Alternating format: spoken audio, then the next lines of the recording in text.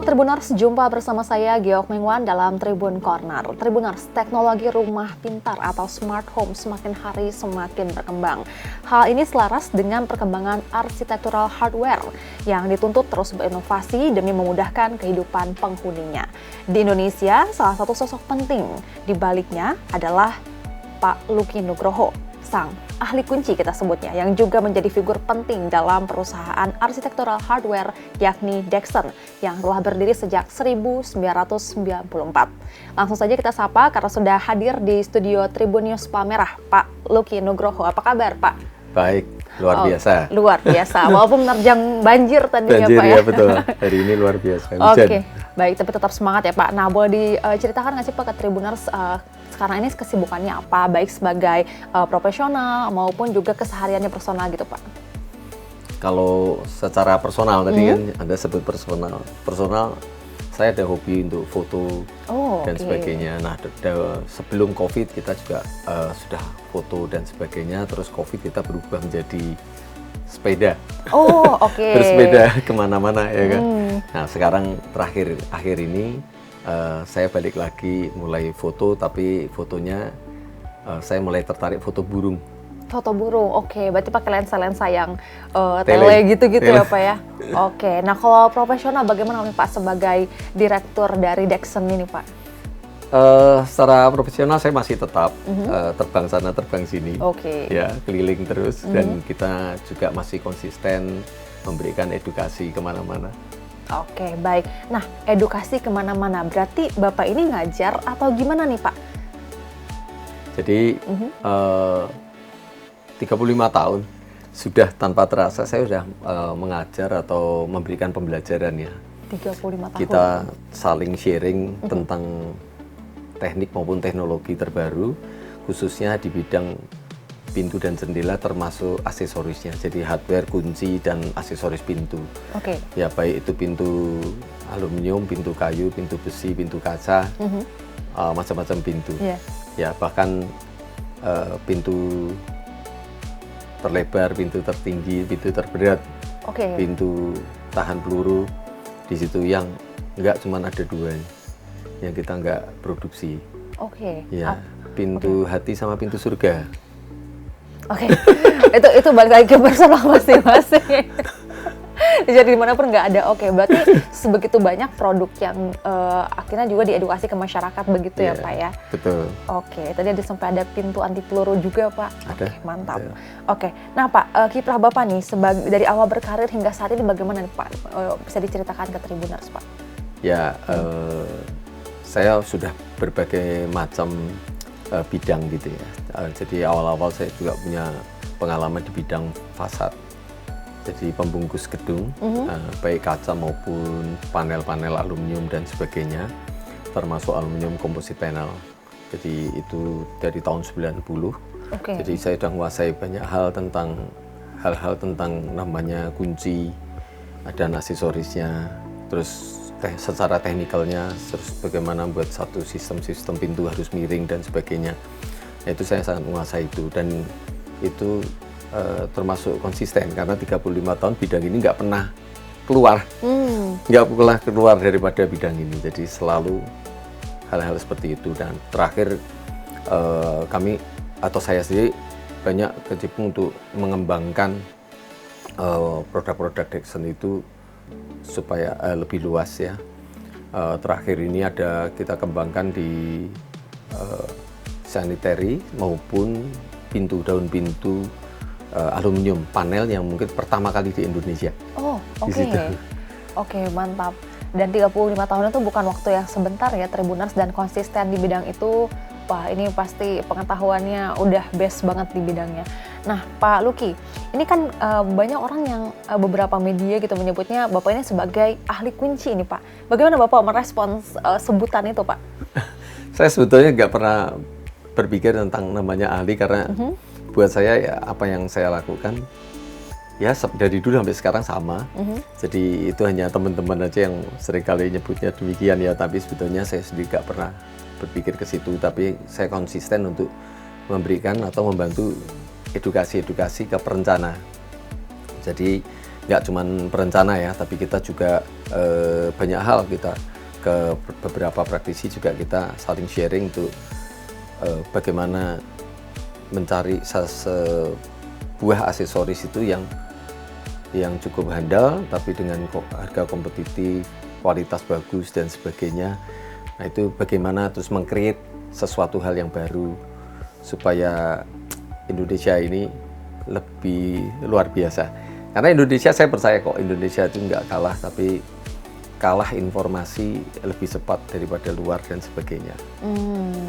Oke. Tapi ya kalau dilihat dari pengalamannya sih Pak, 35 tahun emang udah layak disebut ahli sih Pak menurut saya.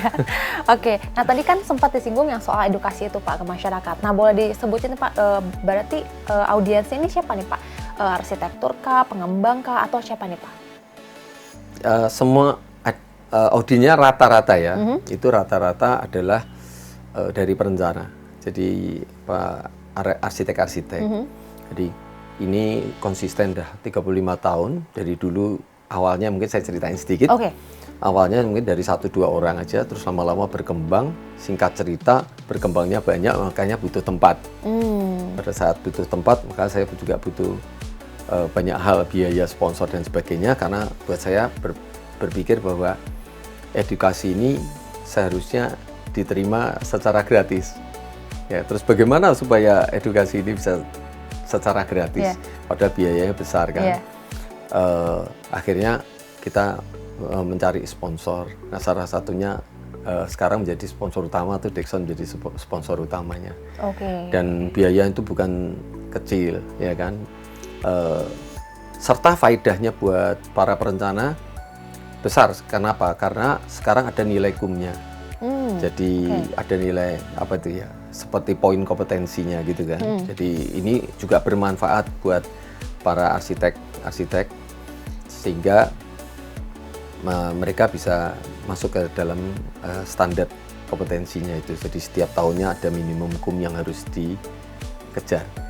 Nah ini bersyukur juga karena apa yang saya ajarkan atau kami ajarkan ini ada kurikulumnya. Ada kurikulumnya. Ada hal yang menarik ya buat saya karena dulu saya bukan seorang guru atau apa gitu ya. Kita membuat satu kurikulum, saya berpikir bahwa kurikulum 5 level, oh ini siapkan 7 level, berarti selama 5 tahun atau 7 tahun akan habis. Itu di benak saya itu seperti itu. Tapi ternyata enggak tuh. Kita ngajar level 1, tahun depan ngajar level 2, ternyata level 1-nya sudah ada yang baru lagi. Ya kan? Terus kita ngajar level 3, ternyata level 1, level 2-nya ada yang baru lagi gitu. Jadi ternyata setiap tahun level 1-nya dipakai terus gitu kan. Dipakai terus. Nah, itu yang menjadi tantangan, tapi yang menjadi luar biasa adalah dalam setiap level ini ternyata mengikuti perkembangan teknologi. Jadi teknologi yang berkembang saya update lagi, meskipun kurikulumnya standarnya sama, tapi banyak informasi yang kita update di situ. Jadi enjoy rata-rata karena ini satu hal pembelajaran yang teknikal.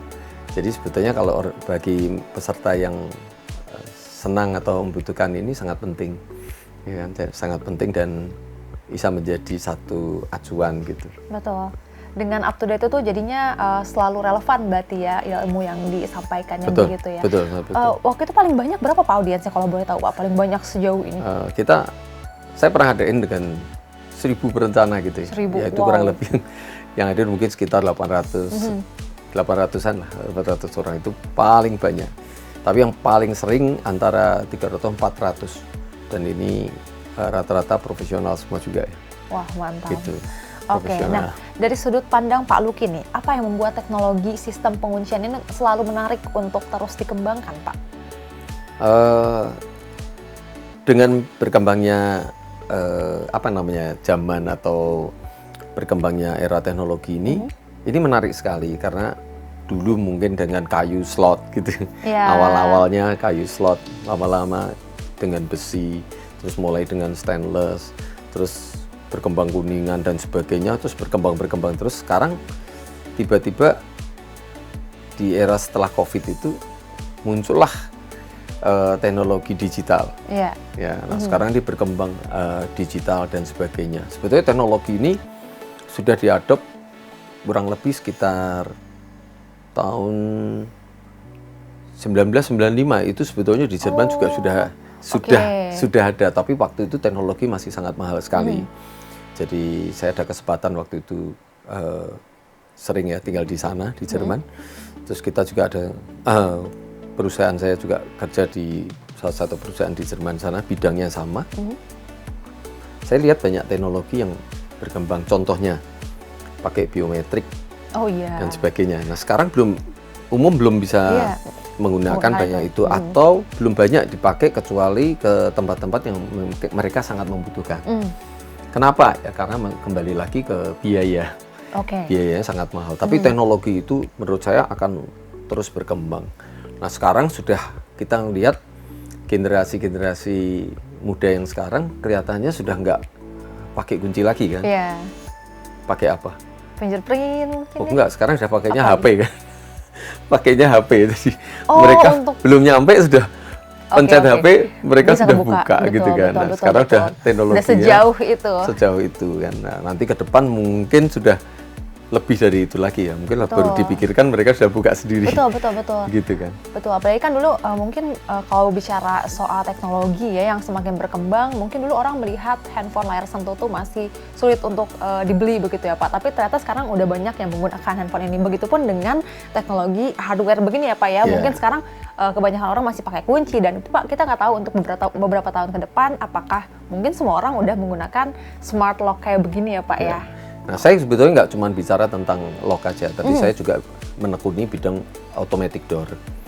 Di automatic door itu juga salah satu yang unik.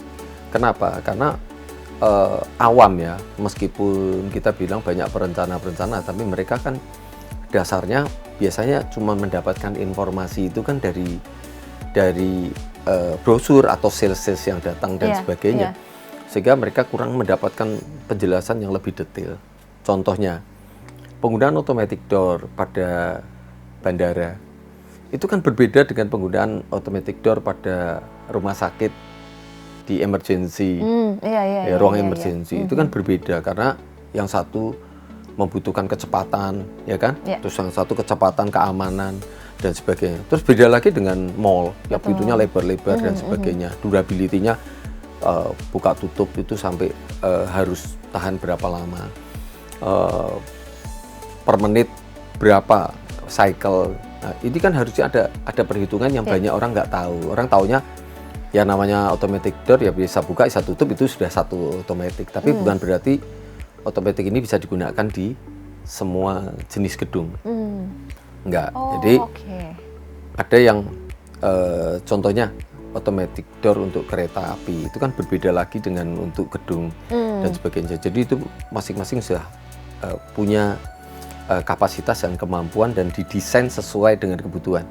Nah, cuman awam menurut saya banyak yang nggak tahu, ya kan? Mereka tahu-tahu gini. Saya juga sering lihat ngalami bahwa ini kenapa nih otomatis ini rusak, nggak mampu gerak. Nah, mereka akan nyalakan, wah kalau merek ini jangan beli karena nggak mampu dan sebagainya. Sebetulnya kan bukan, karena mereka lihat kapasitasnya cuma 80 kilo, tapi dipakai 200 kilo gitu. Tapi mereka anggap wah kalau ini nggak mampu gitu kan. Nah ini menurut saya perlu satu edukasi yang konsisten gitu kan. Yang menjadi problem adalah tentang kunci, tentang automatic door, tentang pintu, nggak ada sekolahnya. Iya betul. Jarang banget buat ibu. Nggak ada sekolahnya. Jadi ini kita bisa sebagai praktisi, kita yang terjun sendiri dengan tangan kita sendiri, kita punya pengetahuan ya kita sharing lah gitu. Nah Pak, nih menurut Pak Lucky nih, sejauh mana perkembangan industri arsitektural hardware di Indonesia dibandingkan dengan global nih di masa sekarang nih Pak? Sekarang ini menurut saya berkembangnya sangat pesat ya, karena masing-masing tentang kunci itu menarik ya, berkembangnya luar biasa. Tapi nggak cuma sekarang, sebetulnya sudah beberapa tahun, tapi belum masuk ke Indonesia banyak. Contohnya adalah saya bisa punya satu sistem kunci ini sebetulnya sudah lama nih, sudah 10 tahun lebih nih, dari sebelum COVID itu.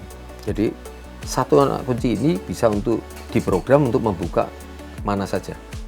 Oh, oke. Jadi ini kita bilang mechanical elektronik gitu. Jadi nggak cuman kalau kita elektronik kan, oh ya bisa Pak pakai kartu ini bisa ke sana bisa. Iya. Ini nggak, ini ada anak kuncinya gitu kan. Tapi anak kunci ini bisa dipakai untuk membuka di mana-mana sesuai dengan program yang kita harapkan. Oh, Itu satu. I see. Kedua, silindernya. Ini kan ada silinder, ada anak kunci.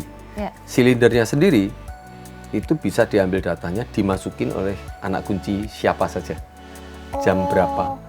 I see. Nah, ini teknologi. Terus kita bisa atur juga, misalkan Mbak Gigi tadi misalkan punya villa di Bali, terus ada teman mau masuk.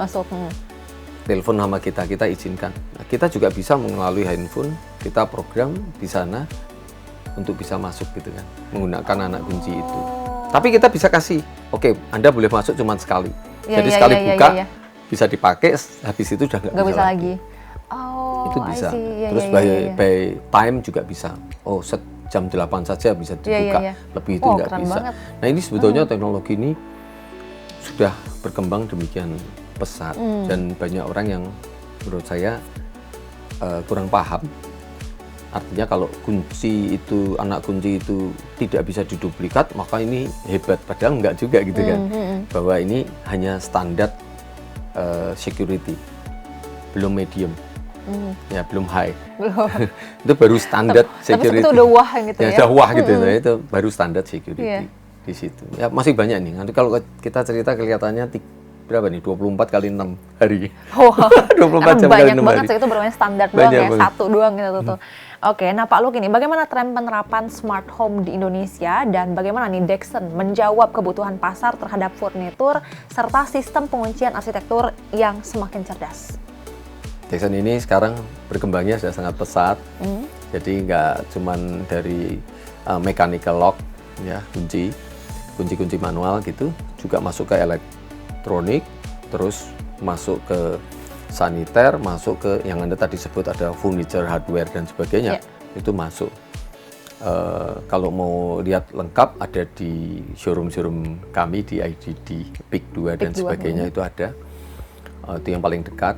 Terus kalau Anda bicara tentang smart home ini berkembangnya seperti HP, berkembangnya sangat-sangat pesat, terutama model-modelnya.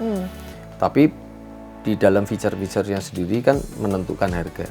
Nah, ini banyak orang yang nggak tahu, orang taunya adalah modelnya yang penting kayak elektronik, ada digitalnya, bisa buka pakai kartu, bisa buka pakai finger, bisa. Ini banyak sekali gitu kan. Nah, sekarang sudah eranya nggak cuma password, tapi sudah pakai sidik jari, terus pakai HP dan sebagainya. Karena kalau pakai password sudah dianggap ketinggalan zaman sebetulnya. Kenapa? Karena bicara kunci itu ada dua sebetulnya, safety sama security. Oke, perbedaannya apa tuh Pak?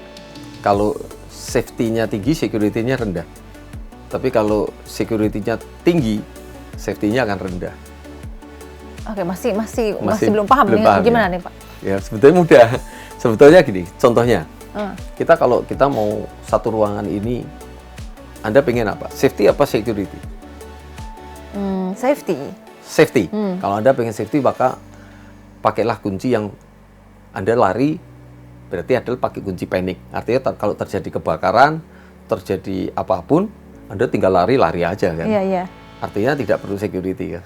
Oh, I see. Ya, tapi kalau Anda bilang, maunya security tinggi, ya sudah itu dikasih gembok yang luar biasa. Tapi safety-nya kan jadi rendah. Kalau ada kebakaran, Anda mau bukanya susah, kelamaan ribet, gitu kan. Iya. Nah, ini berbanding terbalik kebutuhannya apa. Nah, kita yang sebagai produsen, sebagai pengembang atau mendevelop produk-produk, ya kita harus berpikir bahwa di mana titik optimum safety-nya, di mana titik optimum security-nya itu yang bisa kita ambil. Tapi pilihan ini adalah pilihan dua ini butuh yang mana gitu kan. Betul. Karena setiap orang juga kebutuhannya beda-beda berarti ya, Pak ya. Kan ada yang bilang gini, Pak saya mau minta security-nya tinggi. Jadi terus kalau security tinggi terus waduh saya kan jadi ribet Pak.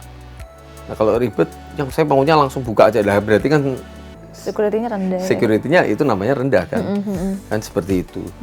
Ya, terus kalau duplikasi, dulu saya pernah berpikir juga bahwa gini, kita buat satu kunci untuk masyarakat umum yang naik satu level, medium security. Oh, tidak bisa diduplikasi di mana-mana gitu. Ternyata itu tidak menjadi jawaban buat di Indonesia saat ini. Oh. Kenapa?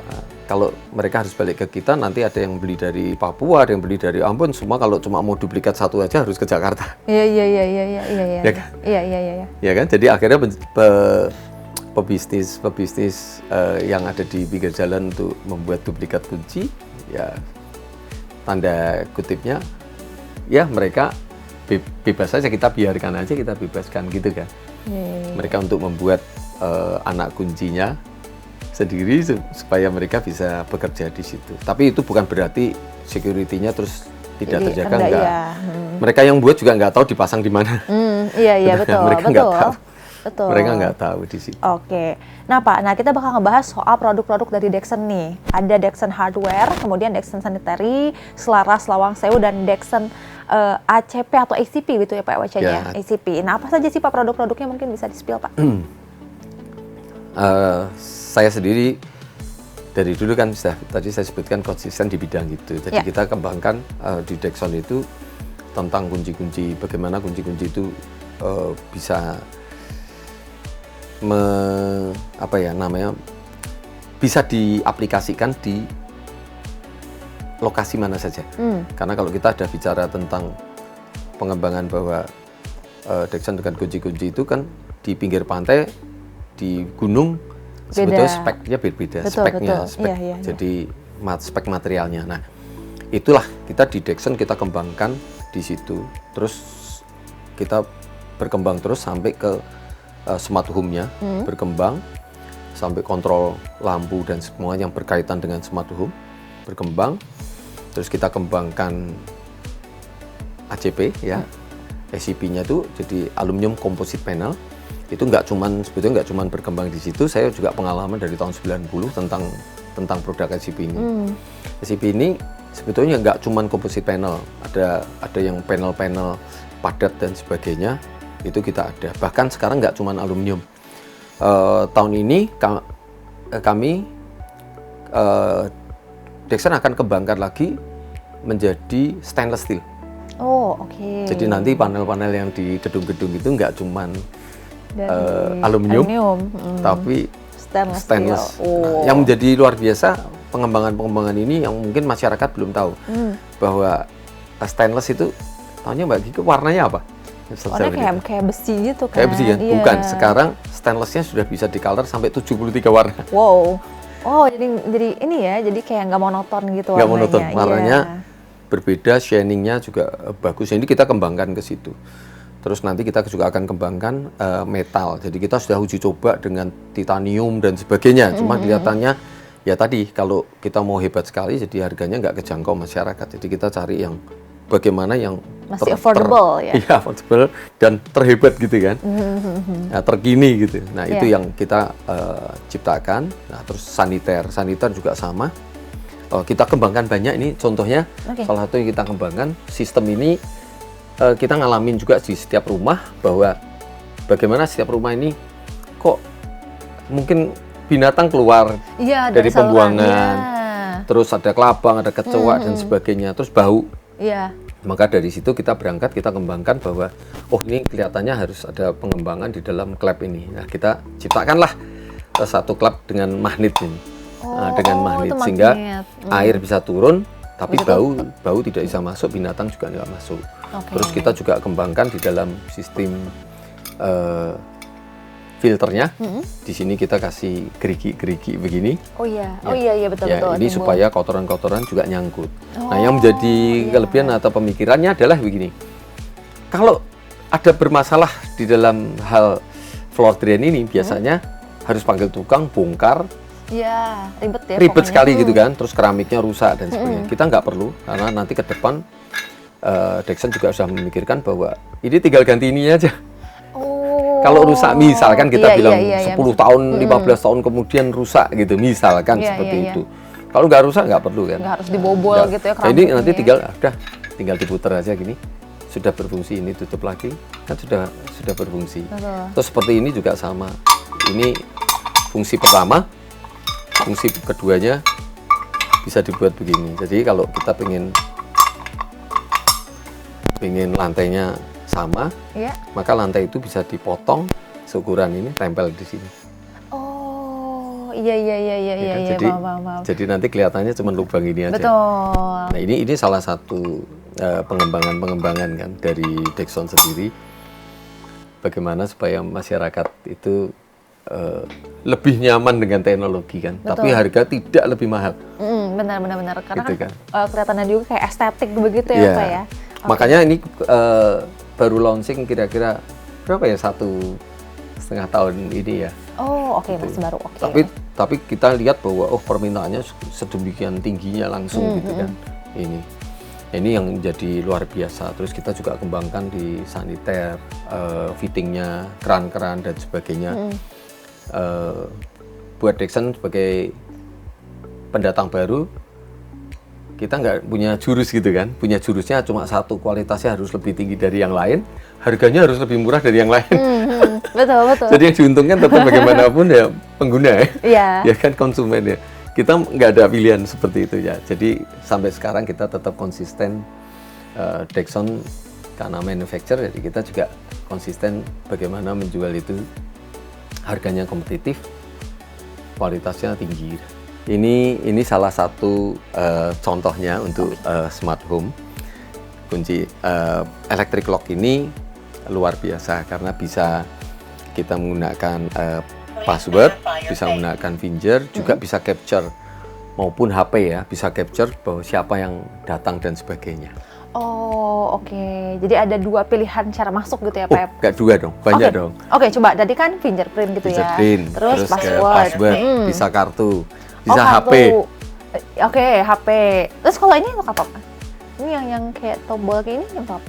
Ini untuk security kalau terjadi emergency dan sebagainya. Oh, jadi kalau misalkan lagi ada nggak bisa misalnya tangan kita basah atau gimana, bisa pakai ini gitu. Enggak, maksudnya adalah kalau ini terjadi sesuatu emergency, itu nggak usah takut karena bisa dibuka.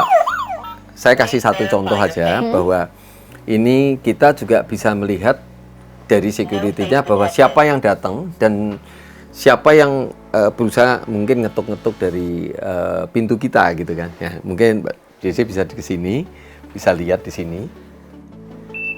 Nggak kelihatan ya Mas? Yang belakang nggak kelihatan kan? Tapi kelihatan aja ini kan. Tuh.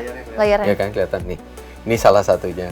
Jadi pada saat kita diketuk orang atau apa, kita bisa lihat dulu siapa yang datang. Iya, betul. Jadi lebih secure ya. Oke, Gitu. jadi kalau misalkan sebelumnya misalnya ada yang datang nih, terus kita nggak sempet ngecek tadi siapa yang datang, bisa lihat Ke-record. juga? Oh, ke-record. Ke-record. Oh, Kita akan oke. ke-record. Jadi Jadi kita kayak di bisa drakor-drakor ya, Gitu kayak ya? gitu ya. Iya, di drakor suka ada kan gitu kan, kayak Iya. ada ada tamu, terus kita bisa ngeliat kayak ini siapa nih yang datang Iya, kayak gitu. betul. Itu bisa Keren, tahu keren, dari keren, situ. keren. Dan ini bisa juga misalkan siapa yang mau datang, Anda mau bukain atau enggak, Iya. padahal kita ada di luar kota, itu bisa.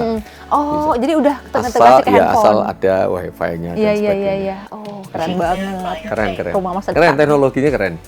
Dan masih bisa dihubungkan lagi nih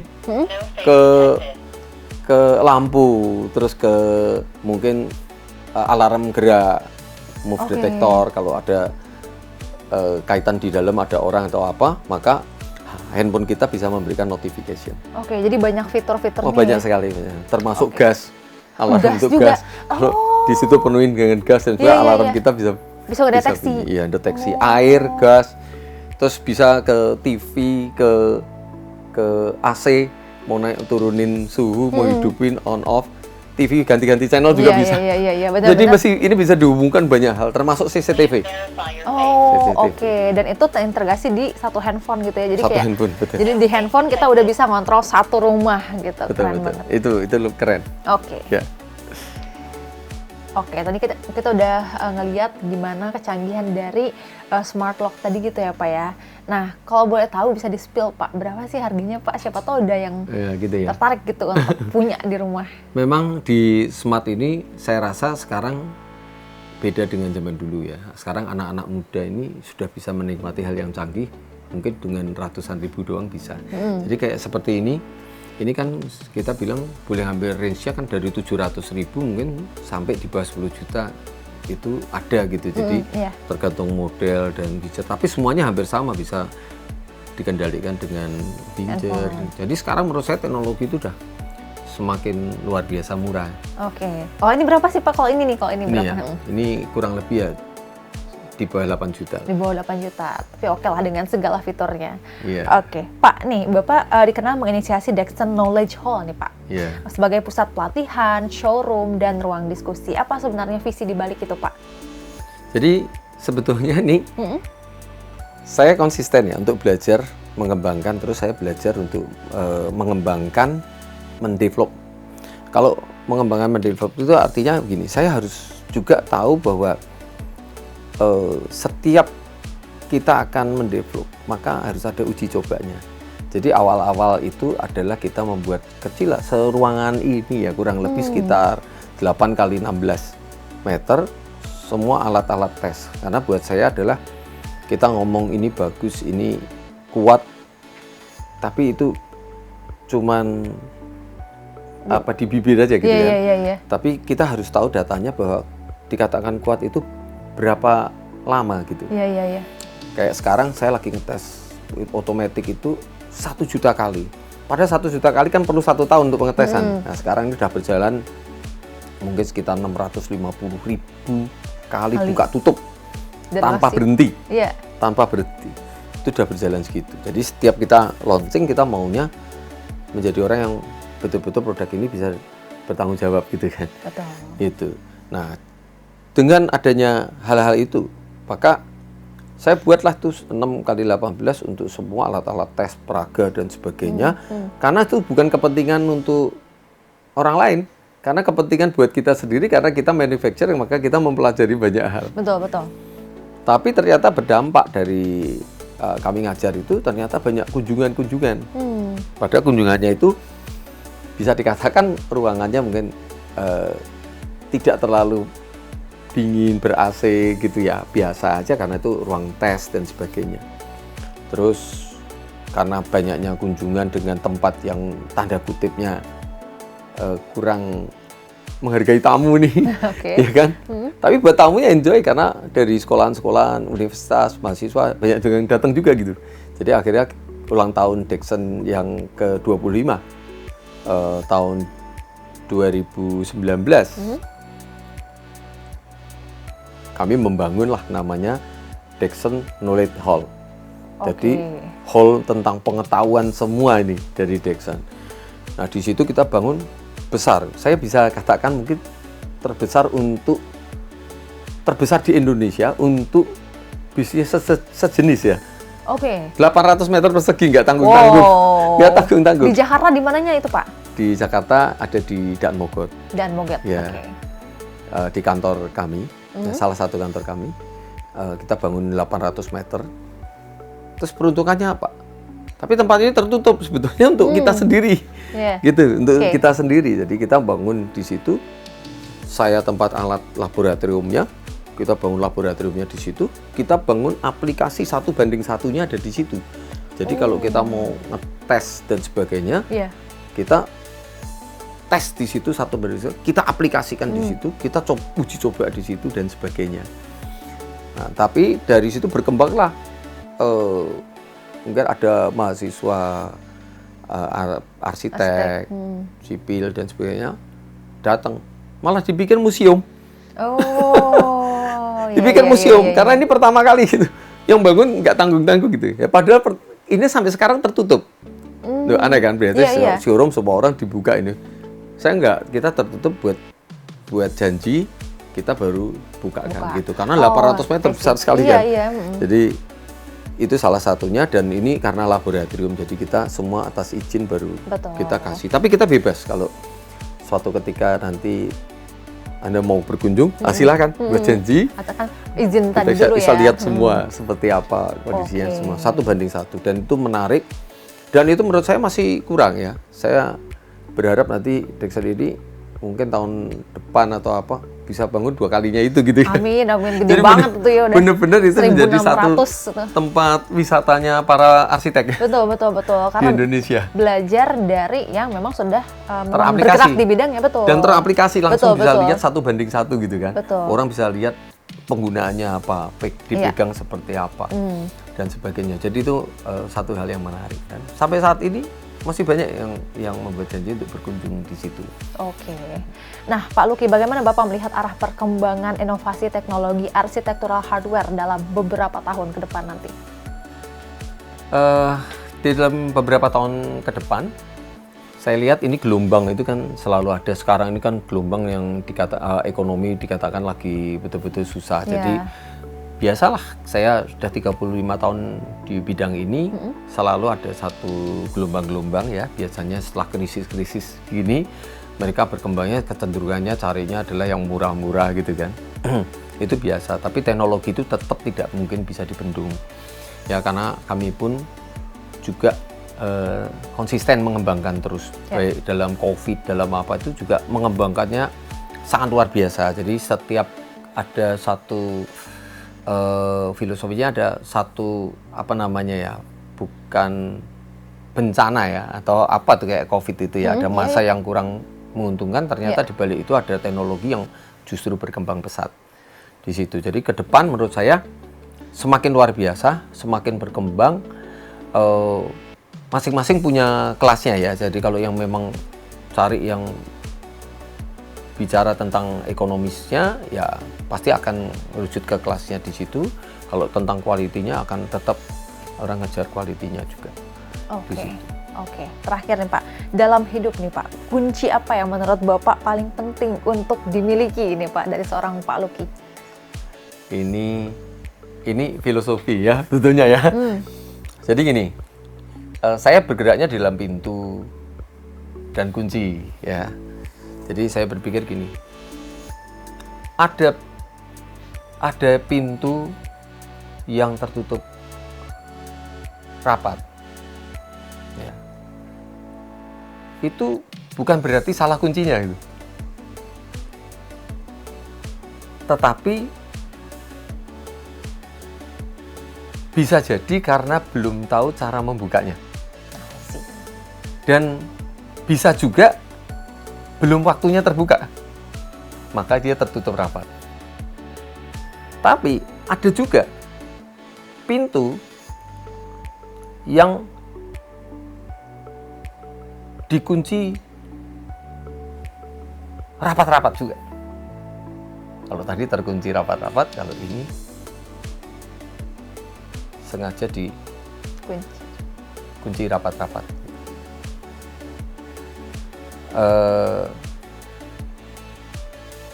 Saya pikir itu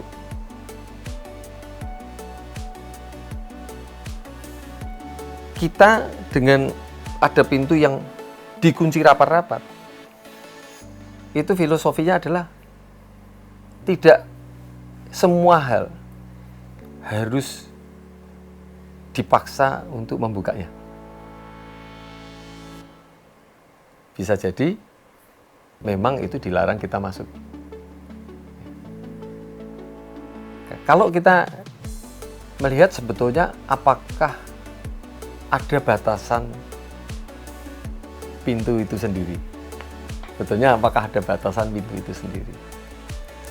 Sebetulnya kalau kita bicara apakah ada batasan pintu, artinya apakah ada pintu atau tidak, itu sebetulnya kan tergantung dari seberapa berani kita membuka pintunya. Betul. Dan melangkah masuk, karena masing-masing ada konsekuensinya. Kalau tadi ada bilang kunci, maka semua konsekuensinya adalah kunci itu Anda mau putar ke kiri bisa, mau putar ke kanan bisa. Masing-masing di pilihan Anda atau pilihan kita masing-masing. Oke, deep banget ini. Ini filosofinya butuh dipikirkan lagi nih sama Tribuners, tapi deep banget maknanya. Makasih banyak Pak Lucky sudah menyempatkan waktu untuk hadir di studio Tribun News Palmerah. Kita tadi sudah membicarakan banyak hal soal arsitektural hardware bersama dengan Pak Lucky yang sudah berkecimpung di bidang ini selama 35 tahun ya Pak Lucky. Itu dia Tribuners perbincangan kita kali ini. Saksikan tayangan lainnya di kanal YouTube Tribun News. Saya Giok Mengwan pamit undur diri. Sampai jumpa.